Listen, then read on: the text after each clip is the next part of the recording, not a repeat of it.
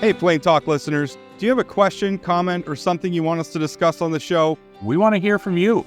Leave a voicemail or send a text to 701-587-3141. That's 701-587-3141, and we might feature it on an upcoming episode. Thanks for listening to Plain Talk. Now let's get back to today's episode. Love staying informed? Subscribe now and get unlimited access to local news, weather, and sports for just 99 cents a month for your first 3 months at inforum.news/join. Read every story, listen to every podcast, and download the apps that keep you informed and on the go 24 hours a day. So head to inforum.news/join right now to subscribe. What are you waiting for? Get 3 months of local news for just 99 cents a month at inforum.news/join. You're listening to Plain Talk, the voice of North Dakota politics. I'm your host, Rob Port.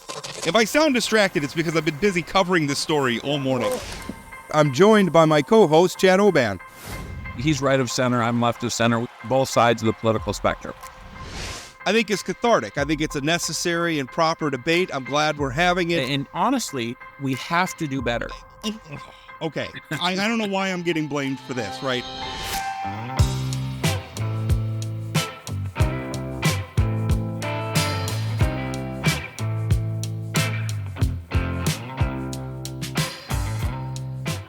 Welcome to the Plain Talk podcast.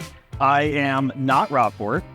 I am joined by not Chad Oban, and this is the infamous. I'm going to call it the Portcast. It's not a podcast; it's a Portcast with Corey Mock on Corey Mock guest host, joined by the infamous, amazing, fellow former, soon to be I'm just going to throw myself in the former camp. Fellow former legislator Jessica Bell. Senator, how are you? Well, good. I'm really excited to be here today and actually pretty thrilled that the host remembered to introduce the co-host before we dove into anything today. So I think we're off to a really great start. And that bell bump that I know they've been talking about for the last couple of weeks is really going to come to fruition here today. So I've been thinking long about this. I've been thinking about this, the bell bump, and I'm excited to hear about the bell bump. Now, I am worried, though, that the bell bump is going to be suppressed by the mock block.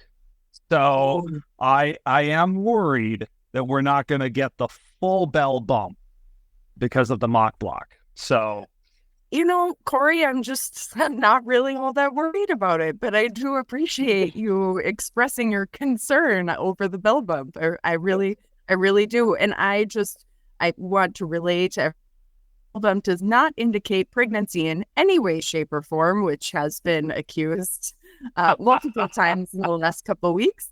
We are just here for increased ratings for the podcast. So I love Plain Talk, avid listener. So it's really exciting to be here. It's funny. Right before we recorded, I would imagine that we're not the only ones who've had this problem, but the only sad part about hosting this week is now, and Jess, I don't know, I presume you agree, is I feel like I don't have a podcast to listen to on Wednesday and Friday. I'm not going to listen to myself. No, I am not going to listen to myself. I cannot stand the sound of my own voice, and I have a cold this week, so I sound a little manly. So you're all just going to have to forgive me for that. I know they talked a lot about me being this rising star in North Dakota politics. I think that's how they both described me over the last several days. But let's hear a little bit about you. What's your background and political expertise? Oh boy, now I feel like I'm being interviewed. Awesome. It takes me back to the good old days. I served in the legislature for a decade. I started when I was 28 years old. I was appointed to fill Senator Randy Chrisman then, the remainder of his term. He's now on the Public Service Commission. I got the opportunity to work with him quite a bit when I was in the legislature. He was a great mentor. And so that would have been 2012. And during that time, I think you mentioned there were there were a lot of things going on, but I chaired the Energy Committee, I chaired the Tax Committee. I served on legislative management a couple of times, which will be one of the things we're talking about here today. And I'm just really excited to, I've got one session under my belt. I was done with my time, done serving my time in 2022. I lost my primary then. And while I did wake up the next day to make sure that the sun came up, and it certainly did, I took my 24 hours of grieving time and have found myself really very happy, settled in the private sector. I work for Rainbow Energy. Anything I say today is not on behalf of Rainbow Energy. I am speaking here on behalf of myself, as my disclaimer must be for a position like mine. And I've been doing that for about 2.5 years. I got to watch the last legislative session go down from afar, and I really enjoyed that. And this year I plan to do the same. And it is just really fun to not have to have an opinion on everything and have strong opinions on the things I do. So that part has not gone away. And how about you, Corey? How long did you serve? So I was recently paroled and waiting to be processed. I will be out. I should check. I think I've got this on my phone. I am officially out of office in 17 days, 13 hours, and 17 seconds as of the moment we're recording. So this is going to be, that window will be a little narrower by the time people listen to it. No, I've been in the legislature since 2008. I came in December of 2008, was elected, represent Grand Forks, represented the University of North Dakota district for 8 years, bought a house, didn't plan on running again. And then there was an opening with some incumbents not running for re-election, and had the good fortune to run in District 18, was elected and served in District 18, also in Grand Forks for the last 8 years. And I, as Chad and Rob have been so aptly describing, I am a lame duck. I am on my way out. I am the last of the flock. I am an easy target for all the hunters down below. I think that's how the expression comes from. I am I think the last thing I've got to turn in is my key fob. That's about it. So then soon they'll throw all of my earthly possessions in a box, copy or paper box, and they will escort me out the door and say, "Good riddance. Take your rule book and never come back."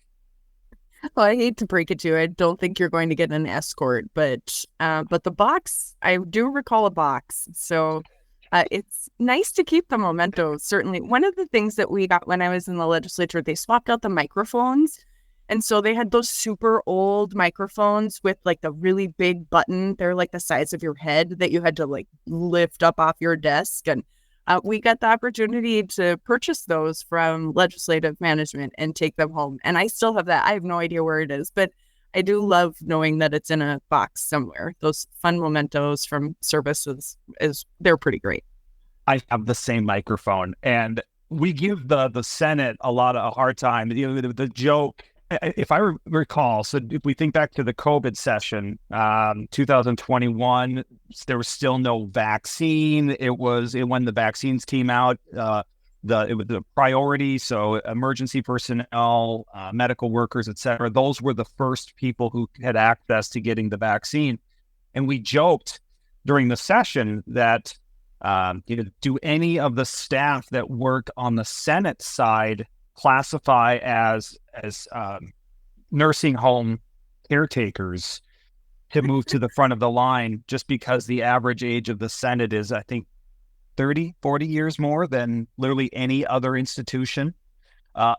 It really isn't that bad, but it is the joke of the Senate is the, I hate to use the sleepy old chamber, but it's upper chamber is the phrase that you're looking for.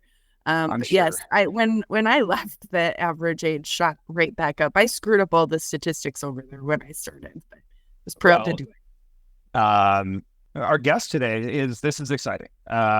Jess and I, as again, soon former legislators, get a chance to visit with one of our own, someone who, to the best of my knowledge, is coming back for the next legislative session. I think to the best of his knowledge, he's coming back. I'm pretty sure that he was reelected. Is Senator Dick Dever from District 32 in Bismarck. Senator, how are you? I am well. Thank you for inviting me on this podcast. Absolutely. Now, I understand today is you're in the Capitol. You're working. Today is one of the final meetings of what we would call the interim from this last session. If just so that we're all kind of on the same page, what all is happening today and tomorrow within the Assembly? Yeah. So as you know, bills come out of the session with studies, and at the end of the session, legislative management is chosen, and they choose which studies to do, and then assign those to interim committees. So those committees meet through the interim. Each one meets 4 to 6 times during that interim. And then they put the studies together, and today they are presenting the results of those studies. So all the new people are here, the newly elected people, and everybody that will be here for the session is here to hear what we can expect to see in the session. And a lot of those committees develop bills that will be introduced into the session. I shouldn't say this, but interim committee bills have more success in passage than legislator-sponsored bills. Now, it's funny you say that, because one of the descriptions I had for one of our colleagues, actually Zach Ista, was that wasn't always the case. And Senator, you've been in the legislature for quite some time. Has it always been the case where interim bills have a higher chance of success? Because I recall that being different, where it was interim bills are kind of have the kiss of death, and we they're not taken as seriously as some of the other bills. Yeah. Well, there might be some truth to that, and the other bills are agency bills that come in, and most of those are not big changes in policy. They're things that agencies need to help them carry out their mission.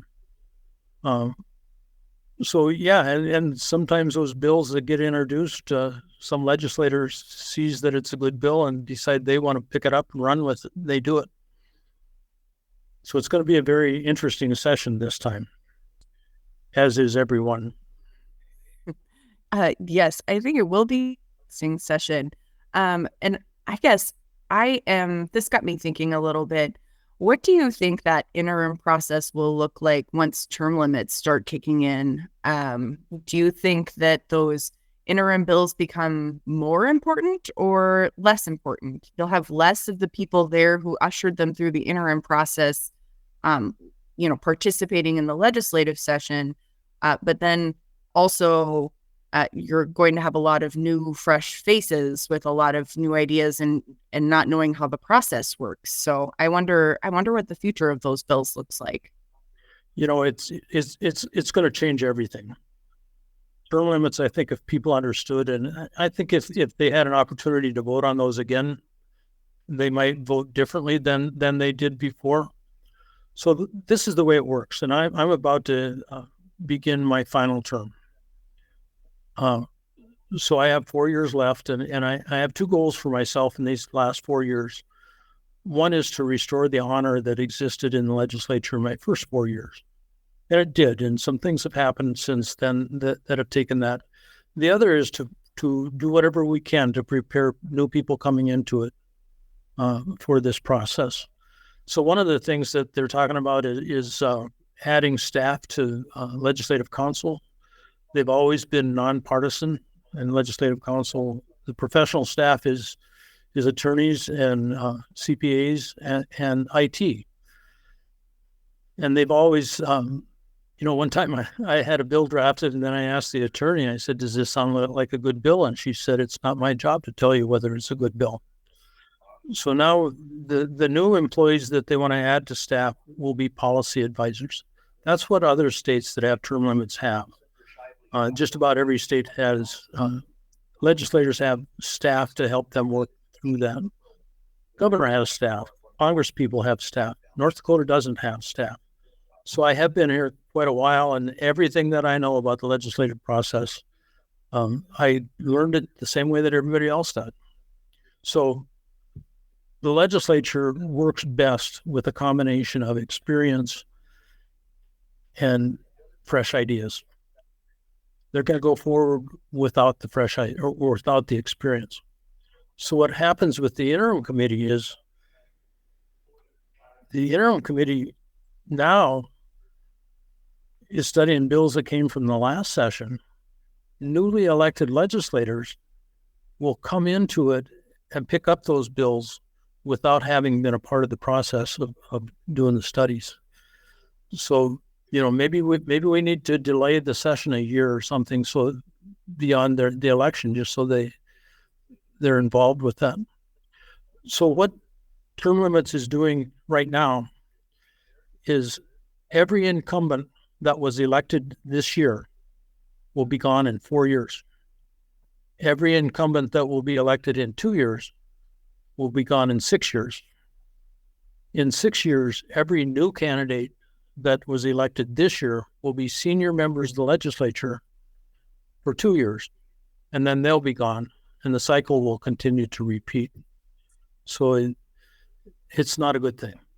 Yeah, it's you lay out the term limit, and this is new. We're just getting into the first rounds of flushing out existing legislators. Term limits did not apply prior, so any of your prior service, which is why you as a legislator who you were first elected in 2000, correct? Right. Yeah, so you were able to run for re-election this year, despite having 24 years of experience.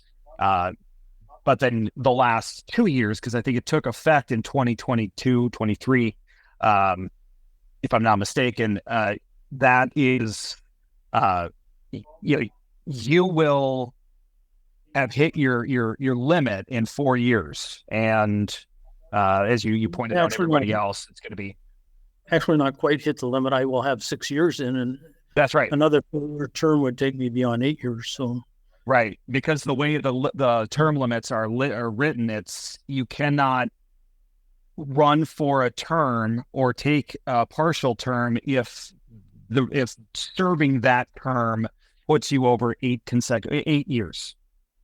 Yeah, the way it was written was that legislators can serve no more than 8 years. So no more than 4 years plus any amount of time. So we've got a new senator from Grand Forks that was appointed 6 months before he was elected, so he can't run again. He's got 1 term, 2 sessions. That's it.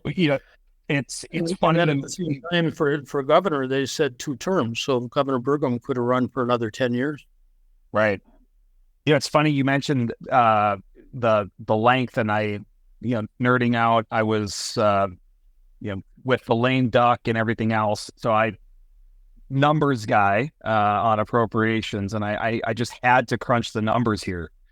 So if I'm not the only lame duck here, I'm just one of them, the only lame duck, or I'm one of the few lame ducks that's not coming back starting in 2025. But after this election, as you said, every incumbent who was just elected, this is their last term in that chamber. 35 of the 94 House members are done after this term.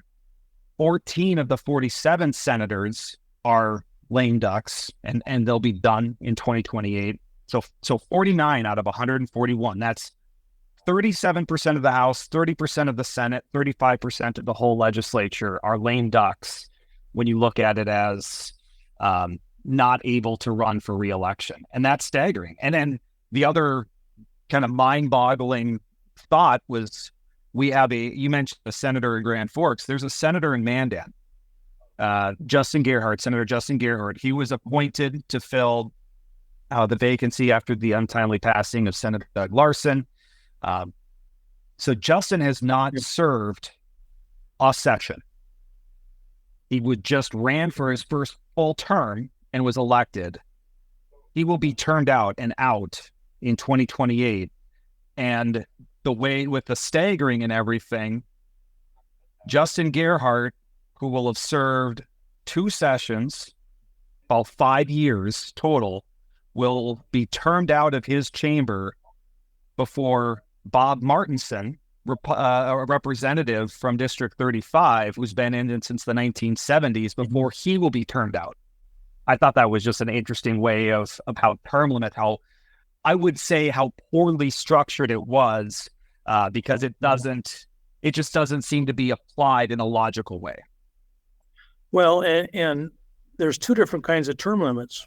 10 states have the same kind of term limits that South Dakota has. But it's essentially a term limit on the seat.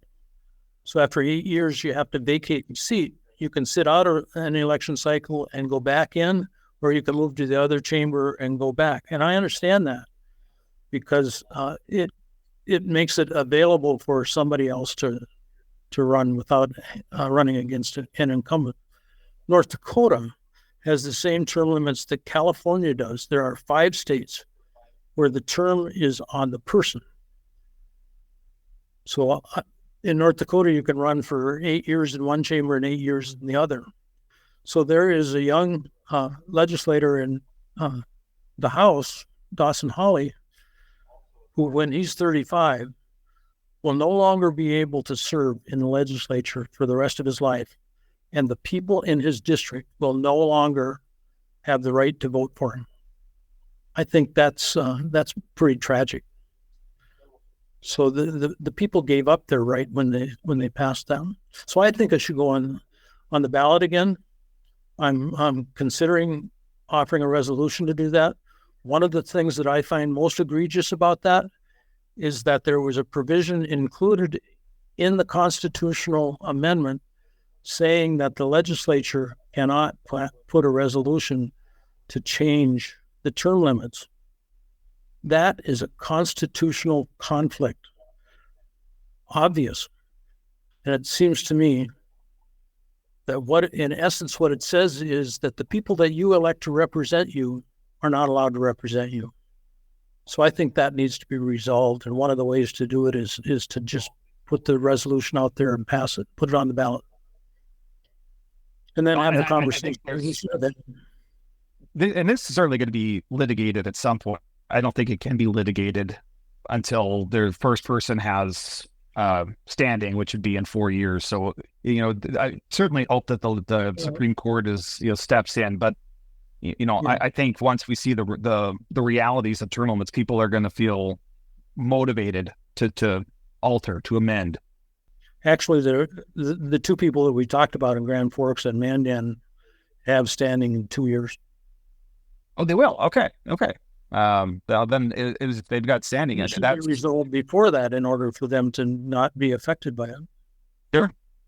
Well, it'll be interesting to see. Hopefully that happens.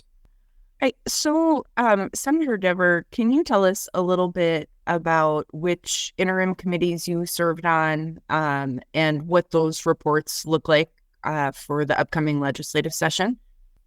Now I got to think. Well, I sit on appropriations, so I sit on budget section, and we monitor the appropriations throughout the interim, and we prepare for the next one. And I heard in the report this morning that there were projections of what the price of oil is going to do and where they're projecting production at. So that's pretty important. I sit on the Human Services Committee, and one of the big issues coming out of that, and together with the Healthcare Task Force that I also sit on, will be consideration of a new state hospital. And that hospital is well over 100 years old, and I don't know if it goes back to statehood, but at one time they housed 3,000 people in the state hospital, and now we're looking at building a new one that would have a capacity of 175. We've just changed the way that we deliver mental health services in the state, and people are provided those services in their communities, so it's a lot less. And then the other committee I served on was the Retirement Committee. and the retirement committee considers itself as part of House Bill 1040 last time passed to close the defined benefit plan. I objected to that, as you know, in the last session, and ended up on the committee, and I'm now serving on the PERS board after objecting to putting governor and legislative appointees on the PERS board. So. Yes, usually voicing your opinion results in a lot more work when you're a legislator. It does, and I feel pretty good that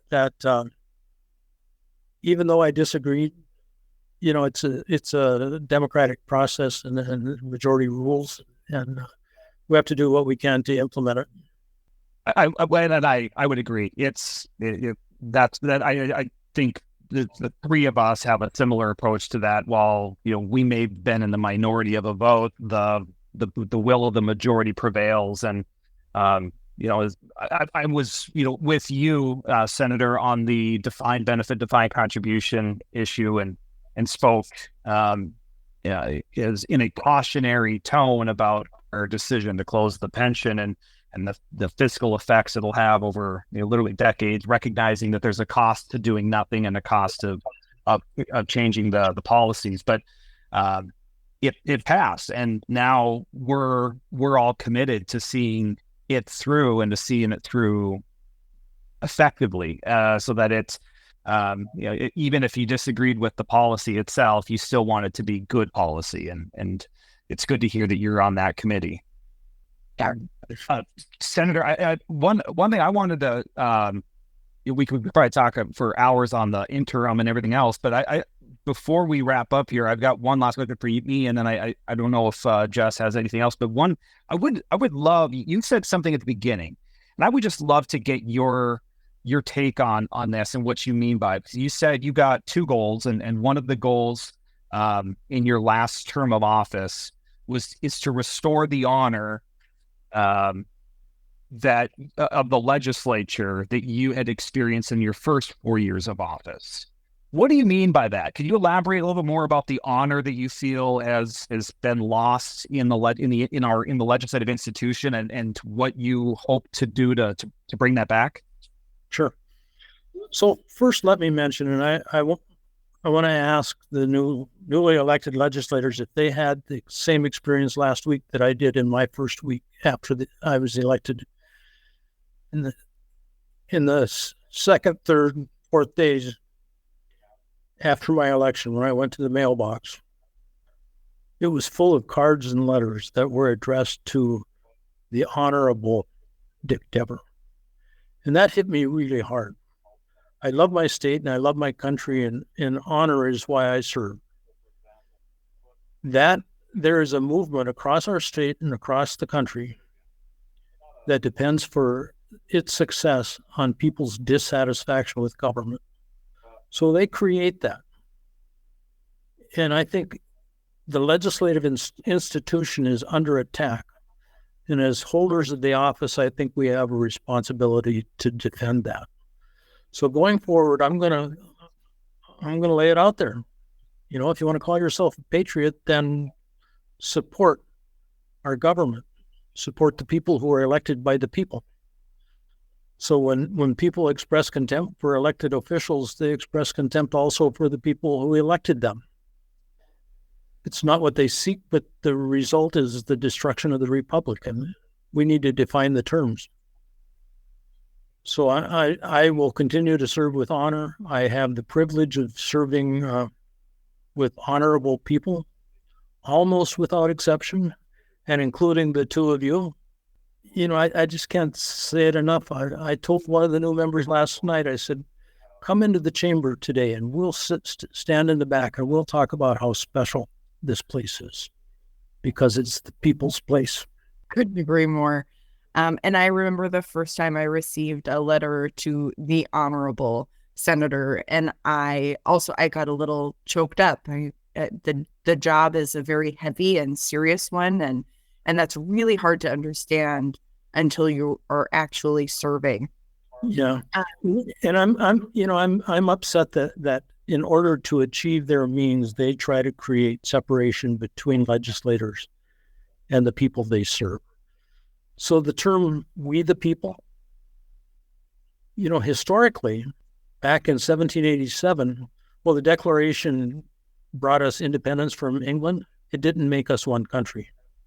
After the Declaration, until the Constitution, we were 13 separate states that considered their sovereignty. They had their own currency. They even charged tariffs. They didn't recognize each other's laws. But the Constitution was to bring that together. And the phrase "we the people" at the beginning of the preamble was a unifying term. Now it's being used as a dividing term, a term to say "we the people" versus "you the government." So, well, that actually leads me to, I think, was probably our last question for you today, to make sure that we don't take up too much of your time. I know there's a lot going on. I am curious what the vibes are in the North Dakota Capitol this week. We had a Republican wave at the federal government level. I think we're waiting for 2 more House seats to be called for Republicans to hold majority in the House. Kamala Harris was notorious for her vibes election, that which I actually argued I thought would carry the day for a very long time. It did not, and Trump was successful, which I'm really excited about. Are some of those excited feelings carrying over into this legislative management meeting? We talk a lot about each individual legislative session is very different. Like they all have their own feel and their own progress. And I'm curious if you have any kind of inclination of what this next legislative session will feel like based on how things are going at legislative management meetings. I think there is really a really positive vibe, and I think that's from the top all the way down.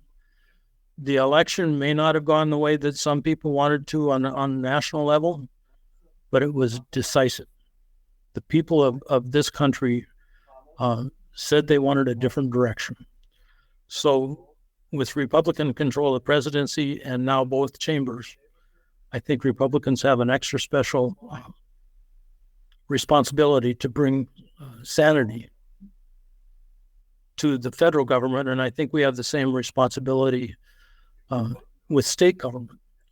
I ran into Kelly Armstrong on Monday at the Heritage Center for the Veteran Service, and he is so full of energy that I think he's going to step into that position and move this state forward, and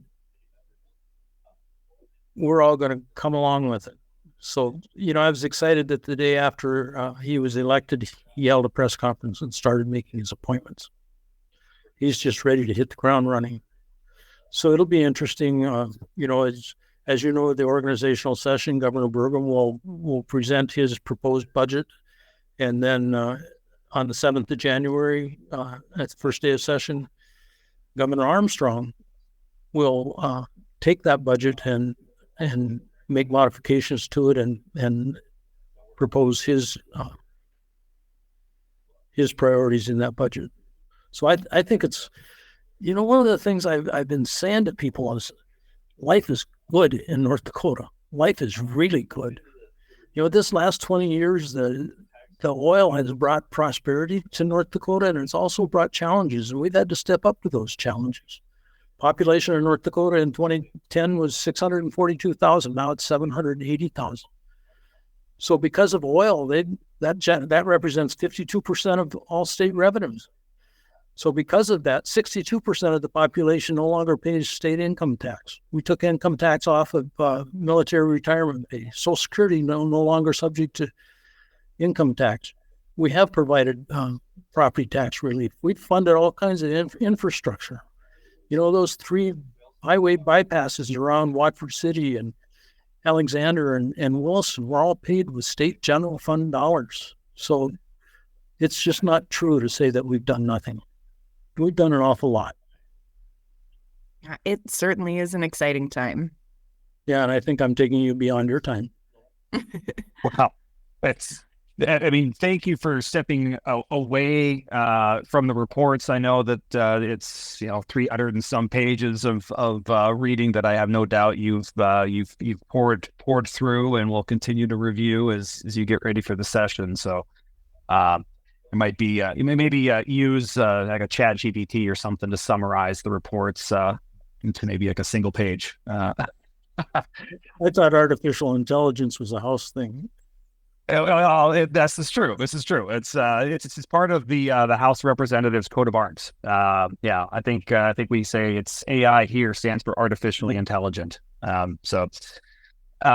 Senator, thank you. For everything. Thank you for your service. Thanks for joining us here today. Thank you for being a standard bearer of our democratic institutions. Personally, thank you for being a role model and a friend. And I think I can speak for everyone affiliated with Plain Talk Podcast, but Jess and I especially wish you the best and success in the upcoming session. Well, I appreciate that, and we're going to miss you, Corey, and we do miss you, Jessica. Thank you, Senator. The cold cases you see at the Vault have captivated readers across our region for years. At the Vault Podcast, our team of professional reporters takes you further into those stories with new interviews from family members, investigators, and experts. Check out The Vault at inforum.com/The Vault and subscribe to The Vault wherever you find your podcasts. Welcome back to Plain Talk. Jess, Senator, I hate titles. Jess, Me too. Jess, would you just do that? Yep. Thank you. Yes, please. Yes, please. I feel like I skip the formalities so often, and then I occasionally offend the wrong person by being too informal. What's your take? I know you served in the chamber near Senator Dever for a long time. Take on what to expect with the next session and some of his thoughts and observations. Well, I really enjoy the focus on civility. It's something that we all could use more of.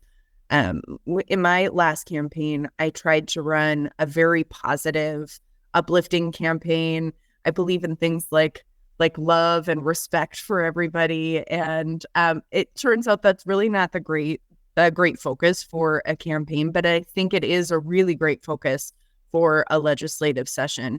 They're going to have their hands full. Certainly, the property tax measure did fail, and it failed handily.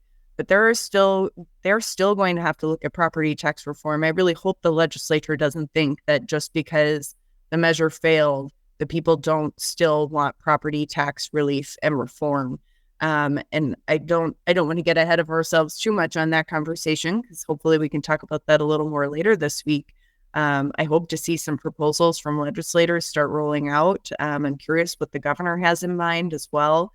And like Dick said too, I'm a little biased. I served with Congressman Armstrong, Governor-elect Armstrong, for quite a while in the legislature, and I'm just really looking forward to his leadership. Change is hard, but change can be really good, and so I think we'll see some things changing here in process and in how the thought process works for everybody, and how things are being led. And I'm really looking forward to being a bystander and watching that. I'm excited for Governor Armstrong. I think he's one thing that we've had the last 8 years. I've had a good relationship with Governor Burgum. Still do, and hope that doesn't change. Don't believe that. You have no reason to think that it would, that it will.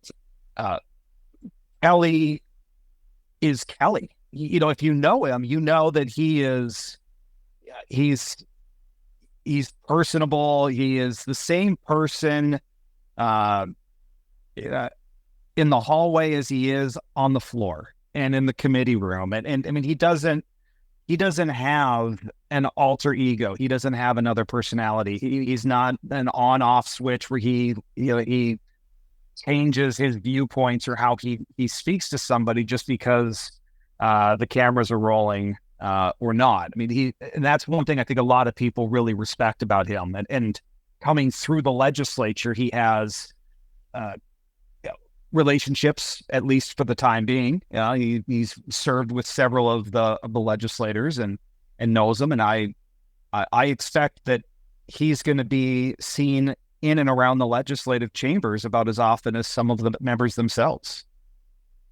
Yeah, I really do think so. And I was trying to think back on my early days in the legislature when the Governor Dalrymple would walk into the chamber, and everybody kind of stops and everybody kind of turns. And I was trying to think of what that will be like this session. I anticipate that Kelly will be down there so often that maybe that stop and gaze won't happen as much. And that'll just be really fun. And Governor Dalrymple was down quite often too. But one of my favorite things that Kelly says when he's speaking to groups is, if you don't have my cell phone number, turn to your right or turn to your left. And I would guess the person sitting next to you does. Because he is just so accessible, and accessibility and accessibility and transparency for government is one of the things I was always striving for.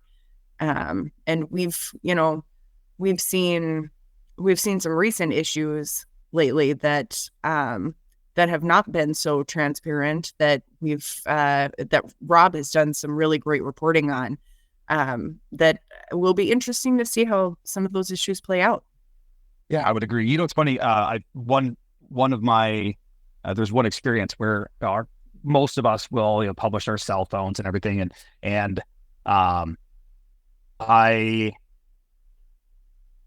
forget the session, but it was right after there was a whole bunch of votes. It was Abortion Day and by legislature. It was emotional. It was tough. It was a whole bunch. 2013. And yeah, thank you. And after that, after some of the votes and the news had come out, there was a constituent of mine in Grand Forks who had read the news, and it was so charged with some of the votes and the actions, and she had her opinions, that she looked to see who her legislator was, looked it up, and I happened to be it, saw the phone number, called the phone number, thinking it was an office number, and I'm standing on the floor. We're visiting after we gabbled out, and my phone rings, and I send it to voicemail because I'm still in a conversation. About 10, 15 minutes later, I'm out in the hallway. I'm listening to the voicemail. I hear it's a constituent wants to talk about it. Call her back. She was stunned, absolutely beside herself, that not only was she getting a response with before 6 weeks, what she expected to get, like a form letter from an intern, written and sent a month and a half later, but she was talking to me, her legislator. And as I explained to her, I said, you called the same phone number that my mother calls to wish me happy birthday. And that's that level of that personal connection that a lot of us are willing to give. And I think is great. Kelly is I think he's a model for that level of access. Yeah, I'm really looking forward to his leadership. So a couple things that there was some other stuff that I wanted to discuss with you. There's some stuff that's been going on. I think you were alluding to it on the Capitol, about the Securities Department, and it gets to be kind of a wonky issue as you dig in, but because most people don't even realize that there is a Securities Department. Yeah, it's a very small agency, and most people, if you're not naughty, you never have to interact with it. But there's been a lot of drama. One thing I don't want to skip ahead, but I do want to point out that as we're recording, I just got the news that Senator John Thune was elected as the new Senate Majority Leader. So that's something that I'd be curious to get your take by the end of this podcast. So we'll put a pin in that. Okay. Okay. Yep, I know, because that's exciting. I do want to talk. I do want to hear your thoughts. So the Securities Department, and I can't figure out how all of this I mean, I don't understand how it's spiraled to this degree, and at something, I don't know what's going to happen, but I don't know. You're familiar, Jess. You've worked with agencies. I don't know. What's been your reaction to it?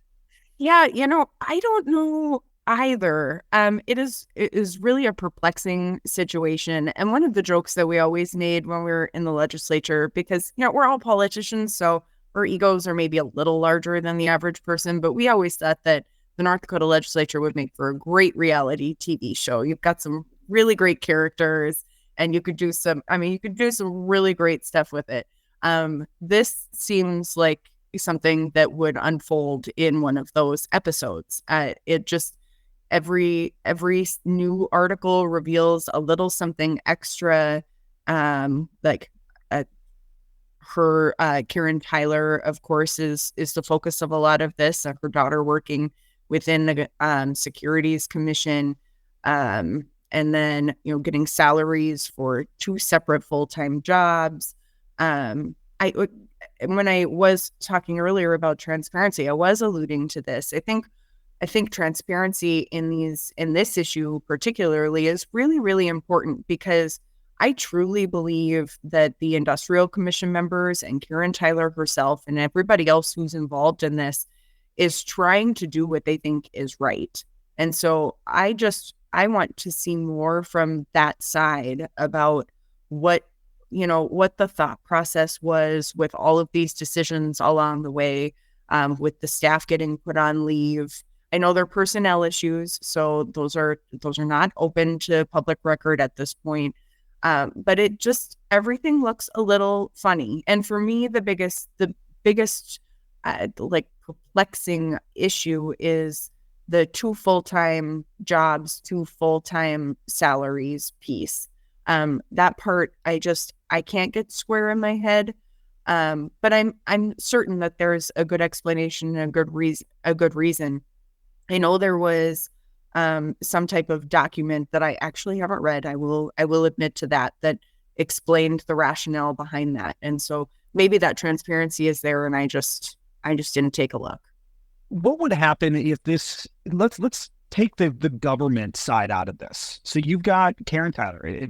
Full disclosure. I mean, I know her a little. professionally, I carried the agency's budget, so I've gotten to know the department and her on a professional level, but never, in an in-depth. I mean, just enough to know what the agency's challenges are as far as workload and staff and their purpose and everything.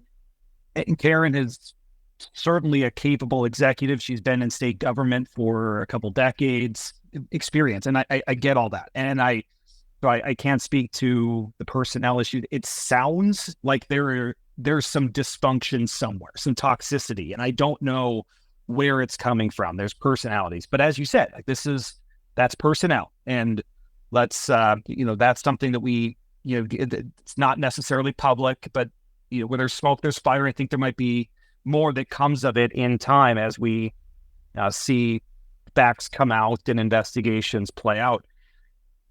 Take this out of the government side. Let's remove the government labels. We've got securities, you've got Industrial Commission. Take that out, and let's put this in the private sector.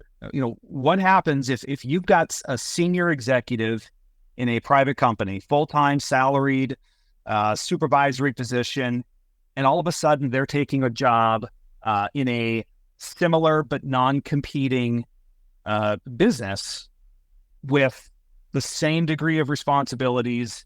They're supervisory, salaried, full-time. I don't see that flying in most scenarios. I feel like someone is going to raise a concern about job performance and ability to fulfill their obligations, and at some point is going to demand that they're scaling back, if not quitting one of the positions altogether.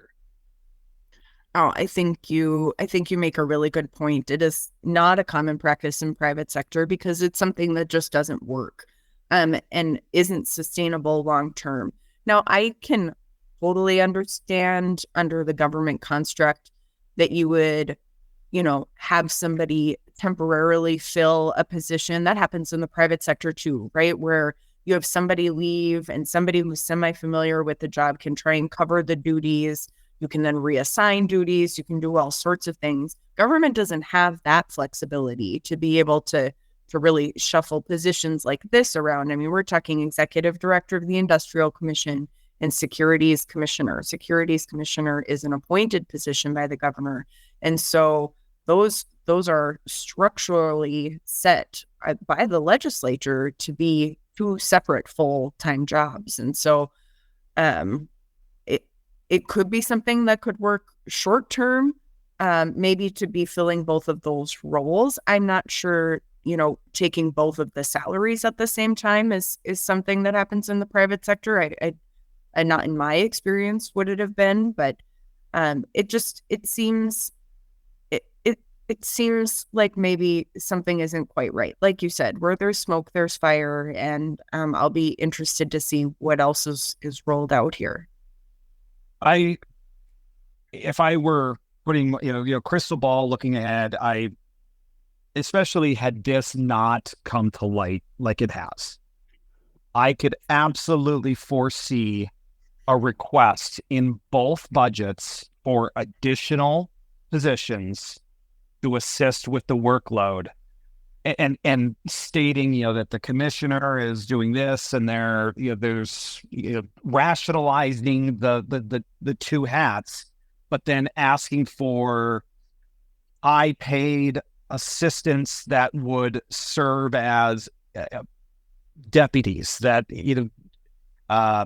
commissioners in function but not in title, and given a high salary so that in this case, Karen Tyler could do both jobs, keep both salaries, but not sacrifice performance. I mean, that's what I would expect to happen this session.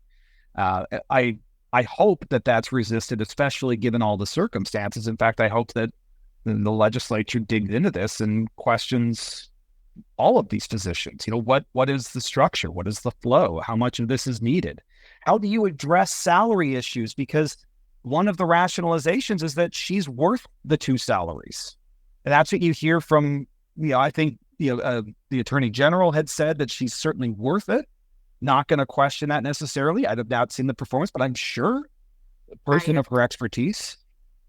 Yep. A lot of those higher positions in government, the compensation doesn't necessarily match the skill set that you're looking for. And it's a problem across the board within agencies of just trying to fill some of the roles there to make sure that the salaries are high enough and competitive enough with private industry that they're attractive to people.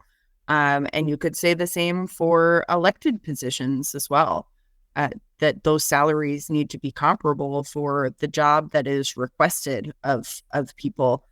Because I don't want, and I am taking this to elected salaries, but I don't want only independently wealthy people serving in the legislature or serving in a statewide elected official capacity. I want competent humans who understand how everything works and can provide leadership that would be well compensated in the private sector to be equally compensated for a very big role like a statewide elected official at the government level. But I'm probably preaching to the choir here, and I know the legislature has heard it over and over again, and that has improved over the years. Certainly, I think there's still some room for improvement, but we should probably talk national politics before we just skin on a whole rant about all the things that we didn't do when we were in the legislature to improve our government.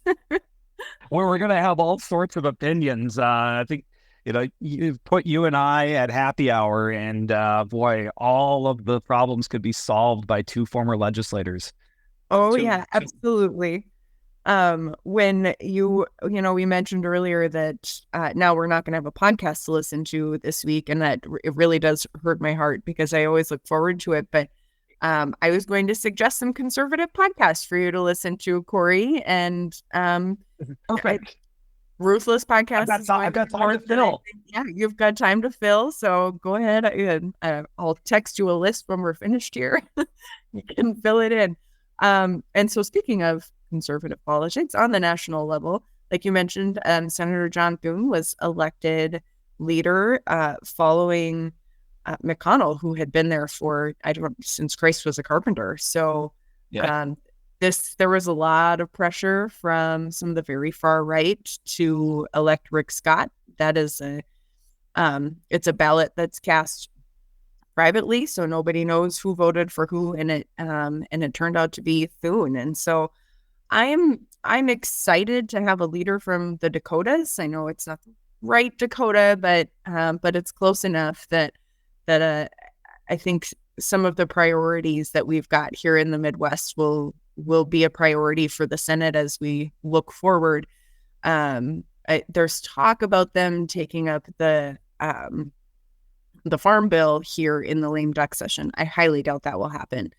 But it will have to happen over the next year. So we'll have the Tax and Jobs Cuts Act as well as the farm bill.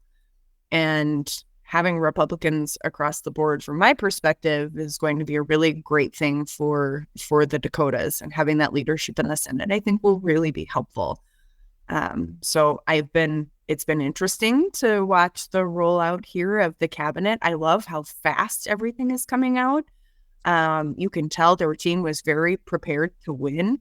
And I think that's pretty awesome. Say the same for Congressman Armstrong having a press conference as Senator Dever mentioned earlier, the day after the election, to announce transition staff and future staff. And I love watching these elected leaders be ready to take the role right off the bat. And I think it's going to be a great couple of years. One thing I want to push back though on something where you said the rolling out, they're prepared for the positions, and in Trump's case, I don't think that's the case. We're seeing appointments, and it's exciting to see some of the names come out and who they're recommending. Obviously, this doesn't really take effect until January of next year, but from everything I've heard, Trump himself is a fairly superstitious, doesn't want to talk about things too far in advance. And to his staff, they had to plan transition teams kind of behind his back, knowing that it's a heavy load to transition back into the role of government, but he never wanted to discuss it. Whether it's superstition, staying focused, not a genuine interest of someone. He likes campaigning, I think, more than governing. But they're coming together, and you're seeing the positions. I don't know that it's as much of a rollout of months of preparation as it is kind of a rapid catching up now that the election is over and the results were so decisive. I think, we're going to start to see, it almost feels like there's some, a level of and doesn't say, I don't want to say rushed, but it seems like there's some of these positions are coming out that are catching people by surprise because there hasn't been as much prep work. Well, I would push back against that, in that he surrounded himself with really great people. He has figured out who he can trust, and those people that he can trust are around him and figuring out all of the things that he needs, whether he thinks he needs them or not. That's what a really good leader does, is surround themselves with people who can fill those gaps. So all of that work happening behind the scenes to identify who those people should be, should they win. Kudos to them for getting it done and getting to this point where they can roll out. Last time when Trump won, he was not prepared, and it took a very long time to roll out cabinet members, to get Senate confirmations for those cabinet members. And this time, everybody's going to be ready. Everyone's going to know who the people are. And while they weren't vetted like very publicly like the VP process was, I mean, that was, we knew who all the players were in that conversation, painstakingly so, through that process, right up to the end with last minute switches. I think and Governor Burgum did such a good job presenting himself through all of that. And I'm hopeful he finds a spot within the cabinet or in outside the cabinet, but participating somehow, like he's got Elon Musk doing with Vivek government Ramaswamy. adjacent. Yes, a government adjacent job, which I'm still not quite sure how I mean, I love the whole government efficiency thing. My mom says that I came out of the womb a conservative, and that just really hasn't ever changed for me. And so I love the government efficiency piece. But it is a little unnerving to try and go around the system. I'm also a true believer in a system. And so there's a reason that cabinet officials have to, completely remove themselves from their private interests and serve. And so we'll see how that goes. But I'm excited. I'm really excited. Well, I probably don't share the same level of excitement or enthusiasm, but I also don't have this. I'm not fearful. My biggest concern on election night was, is it going to be clear and obvious, or is this going to be weeks of drawn out drama, litigating, shadow governments, accusations of fraud and misconduct and everything, and is it going to continue to erode the trust in the institutions? That was my fear. Not to say I didn't care, but if it was President-elect Trump or President-elect Harris, as long as it was pretty well established and we could call the election and move on with the next chapter, that was what was most important to me. And I see how the voters, they voted for change, and that's happening across the country. It doesn't matter if it's not necessarily left or right.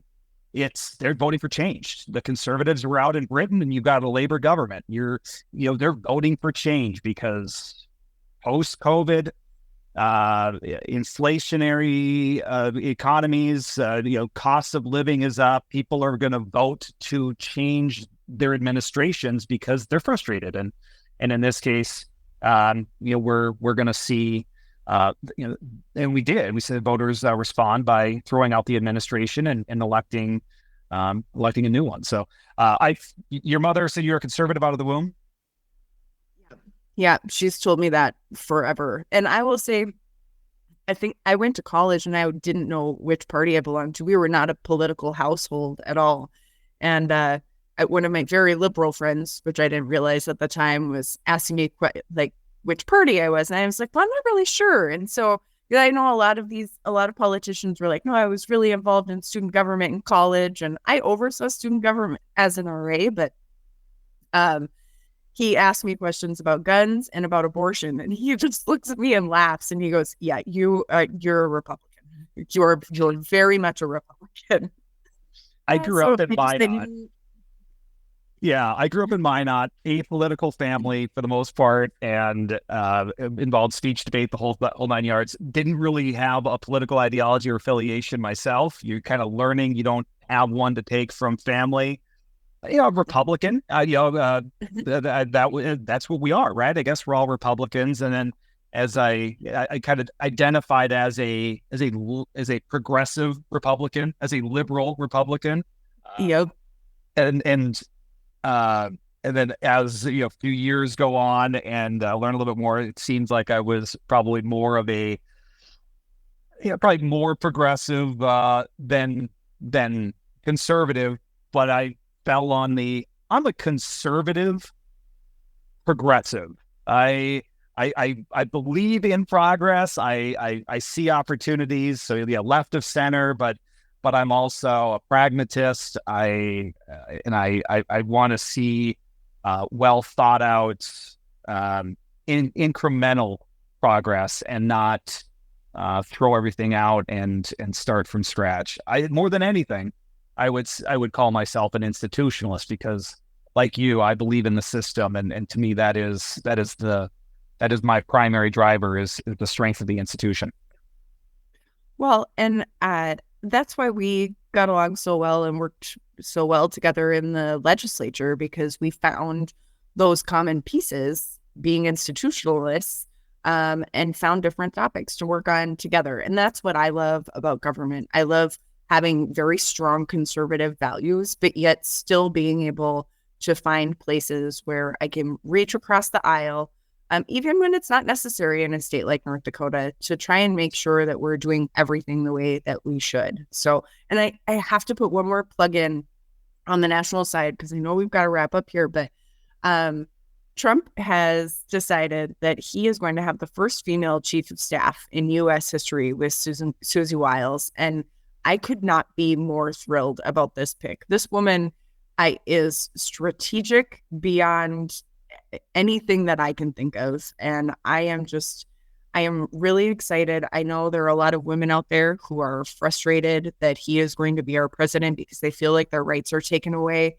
And I just think that one simple act of choosing his most important advisor to be a female just completely upends those concerns. And so I hope America can see that, how much he believes in women through it, trusting them to advise him in such an important role. So I have to throw it out there before we finish up, because it's the thing I'm most excited about, I think.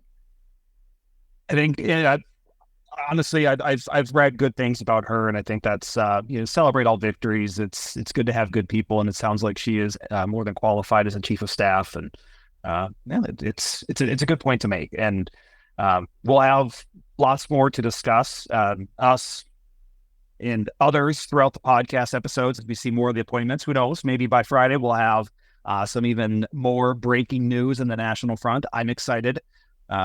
Love to see Burgum's name come up. I kind of expect it, just don't know where it's going to be. Watching with bated breath, just waiting, That's right. Waiting and watching, speculating. So much speculation going on. So yeah, I'm excited to see how it all shakes out. Absolutely, Jess. As Rob would say, we'll put a pin in it there. I think that was his way of saying. Listeners are starting to fast forward and to change podcasts, so this is our way of they've upped the speed to 2.5. Yeah, right. Yeah, high pitched chipmunks at this point, just to run it out, get to the next episode. Apologies to all of the non-Yankee Dodger fans out there that we didn't get to talk about baseball. To the anyone who's a fan of the other 28 teams in Major League Baseball, including us Twins fans. So maybe we'll get to some sports talk next week or on Friday. So you're a Nats fan. Yeah. All right. Well, who knows? So there's opportunity for us to have some fun. Thank you to everybody. Really appreciate Senator Dick Dever from District 32 coming on, talking about process. Jess, it's always a pleasure and an honor. We got along great in the legislature, get along great still to this day. I've been told to never be the smartest person in the room, which probably explains why you and I were in the same room together. Having someone like you tolerating a dum-dum like me, I learned a lot from you and others. Same advice from someone. So it's an honor and a pleasure to get to be a part of this today, and look forward to visiting with you on Friday, next episode of Plain Talk. For all of us at Plain Talk, thanks for tuning in, and we will chat. We will be ready to be in your feed on Friday. That's it for today on Plain Talk, the voice of North Dakota politics. Plain Talk is a production of Forum Communications Company. Got a question, comment, or suggestion? Leave us a voicemail or send us a text message at 701-587-3141. That's 701-587-3141.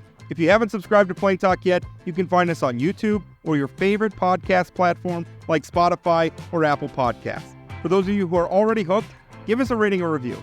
And don't forget to share or tell a friend.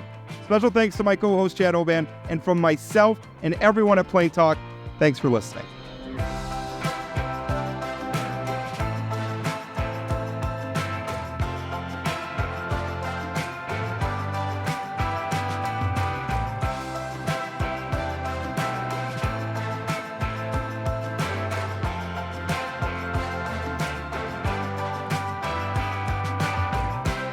That we're not going to get the full bell bump because of the mock block.